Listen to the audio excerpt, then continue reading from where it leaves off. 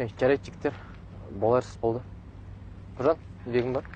Үйде білмеймін. Мама бар шығар. Или жоқ.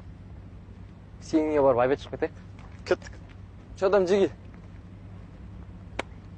Сәйет, сен істеп Мен сіз шай ішейін дедіңдер ма не? Барлықтарын жинап қапсыңдар ғой.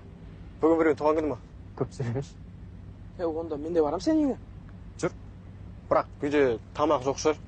Өзіміз ақ істей саламыз. Барасыңдар ма? Иә.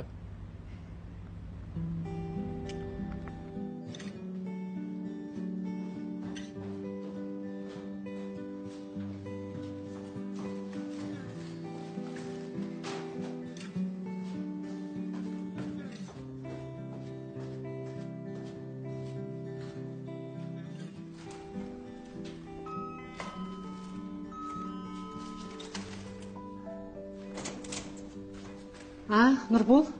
Сәлеметсіз, қалайсыз? Жақсы. Асқар бөлмесінде ма? Иә, ұйықтап жатыр. Оянатын уақыты болып қалды. Тамақ та дайын. Жүр, шай іш.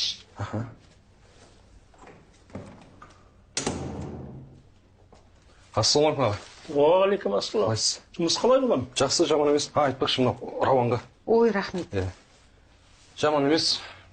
Мектеп демесең, балалармен жұмыс істеу қиын. Өздеріңіз қалайсыздар? Шүкір жақсы болады. Рауан қайда? Жатып қалды. Бағана сабақ басталмас бұрын келіп еді маған. Соның ойыншықтарын алып келгем. Асқардың да көңіл күйі жоқ. Сен келсең бір қуанып, шаттанып қалады. Иә. Мен де оған қатты алаңдаймын.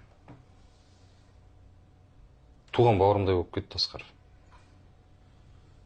Айтпақшы, өткенде Қызылордаға тойға шақырды деп едіңіздер. Бардыңыздар ма? Ой, қайдам?